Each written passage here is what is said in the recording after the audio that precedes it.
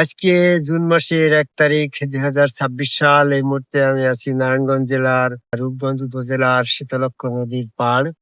একটা বিষয় বলতে চাচ্ছি, বর্তমানে কিছু মানুষ আছে যারা সালাতের পরেই গুরুত্ব দিচ্ছে। তো সালাত কায়েম করা এটা যদিও আল্লাহর হুকুম, কিন্তু আল্লাহ রাব্বুল আলামিন সূরা মাউনের ভিতরে বলছে এক শ্রেণীর সালাতীদের সালাত কোনো কাজে আসবে না। তাহলে বর্তমান সময়ের যারা আদম সেজদা বিরোধিতা করে সালাতের পরে গুরুত্ব বেশি দিচ্ছে, আদম কাবে আল্লাহকে সেজদা করার বিষয়টা তারা বেশি গুরুত্ব দিচ্ছে না। আর যে কাজটা প্রকৃতপক্ষে সালাত, সেই সালাতের পরে গুরুত্ব না দিয়ে তারা বর্তমান 5 ওয়াক্ত সালাত আদায় করার পরে গুরুত্ব দিচ্ছে, নামাজ পড়ার পরে গুরুত্ব দিচ্ছে। কিন্তু আল্লাহ রাব্বুল আলামিন সূরা মাউনের ভিতরে বলল, আরাইতাল্লাযী ইউকাজ্জিবু বিদ্দিন, তুমি কি তাদেরকে দেখেছো যারা দিন সম্পর্কে মিথ্যা আরোপকারী? এই দিন সম্পর্কে যাদের ধারণা মিথ্যা, তাদের সালাত কোনো কাজে আসবে না। সূরা মাউনের 6 নম্বর আয়াত। তাহলে আমি আজকে পবিত্র কোরআন থেকে এই আলোচনায় আনতে চাচ্ছি যে দিন বা ধর্ম সম্পর্কে মিথ্যা ধারণা পোষণকারী কারা। আল্লাহ পাকের মনোনীত ধর্ম একমাত্র ইসলাম। সূরা ইমরানের 185 নম্বর আয়াত। যে ধর্মটা আল্লাহ পছন্দ করে সেই ধর্মটার নাম ইসলাম, আর সেই ইসলামের বিধান হচ্ছে কোরআন। দ্বীনের দলিল একমাত্র কোরআন। কোরআনই এবং সত্য এবং মিথ্যার পার্থক্যকারী। সূরা বাকারা 185 নম্বর আয়াত। তাহলে কোরআনের বাইরে দিন সম্পর্কে, ধর্ম সম্পর্কে যারা ধারণা পোষণ করে এবং কোরআনের বুঝ ফিলোসফিকে মিথ্যা মনে করে, প্রকৃতপক্ষে তারাই দিন বা ধর্ম সম্পর্কে মিথ্যারোপকারী। তো বর্তমানে এই কোরআনের ভিতরে আদম কাবে আল্লাহকে সেজদার নির্দেশ আসছে, এটারে মিথ্যা প্রমাণ করছে এক শ্রেণীর মানুষ। বর্তমান জামাত ইসলাম, চরমুনা, ফুরপুরা, মানিকগঞ্জ, আটুসি, হিজবুত তাহরির, হেফাজত ইসলাম, কাদিয়ানি, টুপি পাগড়ি, জুব্বাধারা, মোচকাটা যে সমস্ত 5 ওয়াক্ত জামাতধারী আযান ইকামতের সাথে সম্পর্কের আদম সেজদা বিরোধী, এরা সালাতের পরে গুরুত্ব দিচ্ছে। অথচ দিনের দলিল এই কোরআন, এই কোরআনের ভিতরে আদম কাবায় সেজদার কথা বলা হয়েছে, অথচ এরা সেটারে মিথ্যা সাব্যস্ত করছে। এই কোরআনের ভিতরে বলছে আল্লাহর হাত আছে, আল্লাহর পা আছে, আল্লাহর চেহারা আছে, আল্লাহর আকৃতি আছে, আল্লাহ পাকের সাক্ষাৎ সম্ভব, আল্লাহ পাকের দর্শন সম্ভব। এরা বলছে যে না, আল্লাহর কোনো আকৃতি নেই, আল্লাহ পাকের সাক্ষাৎ ইহকালে সম্ভব নয়। এরা তাহলে আল্লাহ সম্পর্কে, দিন সম্পর্কে মিথ্যারোপকারী। আর আল্লাহ সম্পর্কে যারা মিথ্যারোপকারী তারাই সবচেয়ে বড় জালিম। সূরা হুদের 18 নম্বর আয়াত। তাহলে এরা আল্লাহ সম্পর্কে, দিন সম্পর্কে, ধর্ম সম্পর্কে কোরআন ভিত্তিক জ্ঞানের বিরোধিতা করায় এরা দিন সম্পর্কে মিথ্যারোপকারী।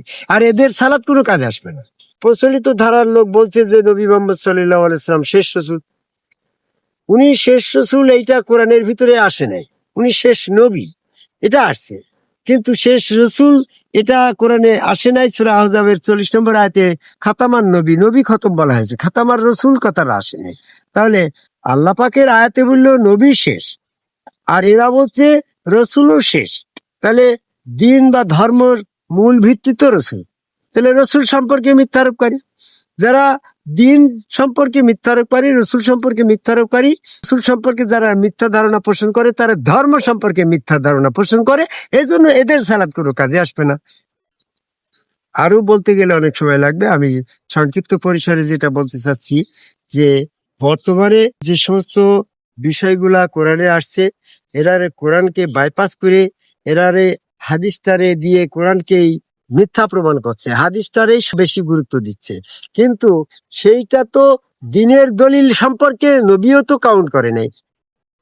নবী যদি হাদিসটারে কাউন্ট করে যেত, গুরুত্ব দিয়ে যেত, তো তাহলে বিদায় হজের ভাষণে তিনি যেটা বলেছে যে তারাক্তু বিদ-দারাইন, আমি 2টা রাখলাম, 2টা জিনিস রেখে যাচ্ছে। 2টার ভিতরে একটা হচ্ছে কোরআন আর একটা হচ্ছে মিনহাজা, সূরা মায়দার 48 নম্বর আয়াত। যদি এখানে হাদিসের গুরুত্ব দিত তাহলে তারাক্তু ফি সালাসাতুন, 3টার বিষয় আসতো, একটা কোরআন, একটা মিনাজা, একটা হাদিস।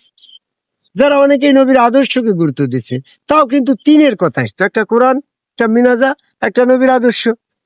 এরকম ভাবে বলতে গেলে সময় লাগবে। একমাত্র কোরআন এবং মিনাজা এই দুইটা বিষয় যখন তিনি রেখে গেছে, উনি হাদিসের অনুসারী ছিলেন না। কারণ ওনার পরে যখন প্রশ্ন করা হলো যে বলুন রুহু সম্পর্কে আপনার ধারণা কি, তখন তিনি নিজের তরফ থেকে উত্তরটা না দিয়ে ওহি জিব্রাইলের ওহির মাধ্যমে ওহির অপেক্ষা করছিল। জিব্রাইল আমিন এসে বলল, বলো যে রুহু হচ্ছে প্রভু সত্তা। তাহলে রুহু যদি প্রভু সত্তা হয়, এই কথাটা তিনি নিজের থেকে বলে নাই। না বলার কারণ কি? নিজে বললে পারে নিজেই তো নিজের দিনের মালিক হয়ে যেত। দিনের মালিক একমাত্র আল্লাহ। আল্লাহ পাক তাকে বলে দিচ্ছে তুমি একমাত্র ওহিকে অনুসরণ করো, ওহি ব্যতীত কোনো কিছু অনুসরণ করো না। সূরা আনামের 50 নম্বর আয়াত। তো তাহলে নবী হাদিসের অনুসারী ছিলেন না। তিনি হাদিস সম্পর্কে কোনো দিনের ফয়সাল্লা দেন নাই। দিনের ফয়সাল্লা একমাত্র কোরআন।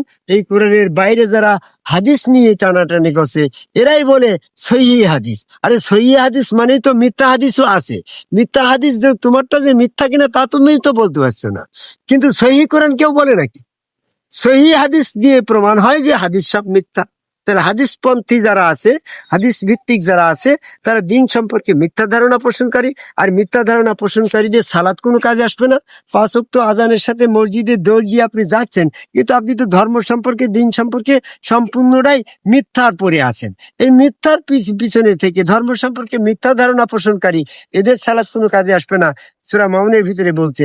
এই জন্য আমি যারা ধর্ম করতে চাই, তারা কোরআনের ভিতরে আদমকাবায় আল্লাহকে সেজদাকারী একজন সম্মুখ রসুলের কাছে বায়াত গ্রহণ করে সেখানে সেজদা ভক্তি দিয়ে সত্য সঠিক কোরআনের পথে এসে দিন সম্পর্কে সত্য ধারণা পোষণ করে সালাত কায়েম করার আহ্বান করে আমার কথা শেষ করে যাইবে।